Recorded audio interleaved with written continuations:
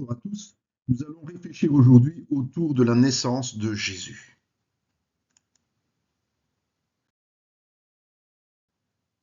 César Auguste se voyait comme un dieu. Afin de flatter son orgueil, il ordonna de recenser toutes les âmes vivant dans son empire, incluant évidemment le peuple hébreu. L'orgueil n'est jamais un bon conseiller. Et David l'a appris à ses dépens, il suffit de relire 2 Samuel 24 pour le comprendre. Nous devons demeurer très prudents en ce qui concerne les chiffres. Fréquentation de l'Église, impact d'évangélisation, vente de livres, suivi de publications. Notre motivation est-elle saine, c'est-à-dire initiée par Dieu ou fondée sur le charnel, satisfaction personnelle? C'est le Seigneur qui ajoute les âmes au sein des communautés, jamais l'homme. Mais paradoxalement, Dieu utilise cet orgueil démesuré pour accomplir son plan.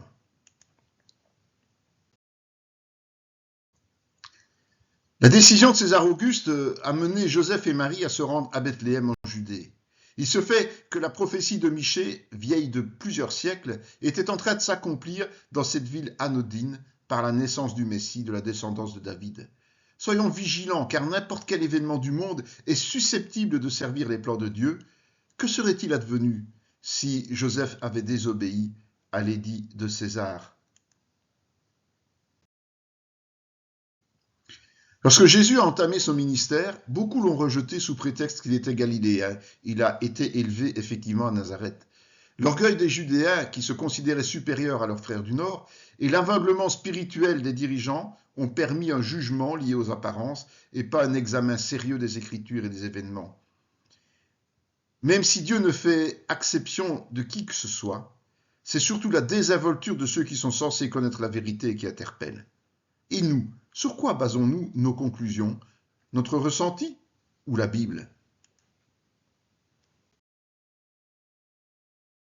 Vu l'obligation d'inscription dans la ville d'origine, il y avait certainement un afflux de voyageurs. Mais ce n'est pas la raison principale du fait que Joseph n'ait pas trouvé une chambre d'hôtel pour sa famille. La vraie raison est leur pauvreté. En effet, le sacrifice de purification prescrivait l'offrande d'un agneau et d'un pigeon. Ça se trouve en Lévitique 12, 6, 8. Pour les plus démunis, un second pigeon remplaçait l'agneau. Certainement que les chambres d'hôtel étaient impayables pour Joseph en ces jours de grande affluence. Jésus est donc né dans la plus grande humilité, ce qui ajoute encore à la portée de son sacrifice, lui qui auparavant vivait dans la gloire du Père. Soyons convaincus que le choix des premiers témoins, les bergers, n'est pas anodin. Jésus n'est-il pas en même temps l'agneau qui enlève le péché du monde et le bon berger qui n'hésite pas à donner sa vie pour ses brebis? Ces pasteurs sont sans doute les seuls à veiller cette nuit-là afin de protéger leurs troupeaux. Dieu les a choisis parce qu'ils sont en éveil. Cela ne les empêche pas d'être effrayés lorsque l'ange se manifeste au milieu de la gloire du Seigneur. Quand il désire révéler ses mystères, Dieu choisit toujours ceux qui sont en attente active de sa venue. Apprenons à veiller spirituellement afin d'être appelés par Dieu au moment opportun.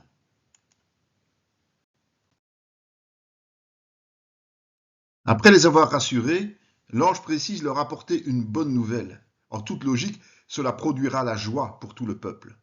Le Messie tant attendu est enfin né. Notez les trois rôles, Sauveur, Messie et Seigneur. Ils reçoivent ensuite les détails précis pour le reconnaître, ce qui rassure.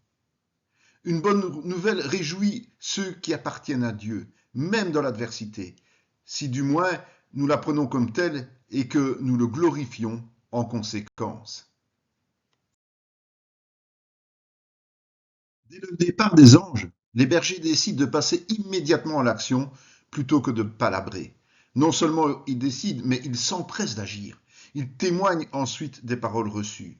Voici comment chaque chrétien devrait agir, puisque notre mission première est d'annoncer la bonne nouvelle avec l'appui du Saint-Esprit.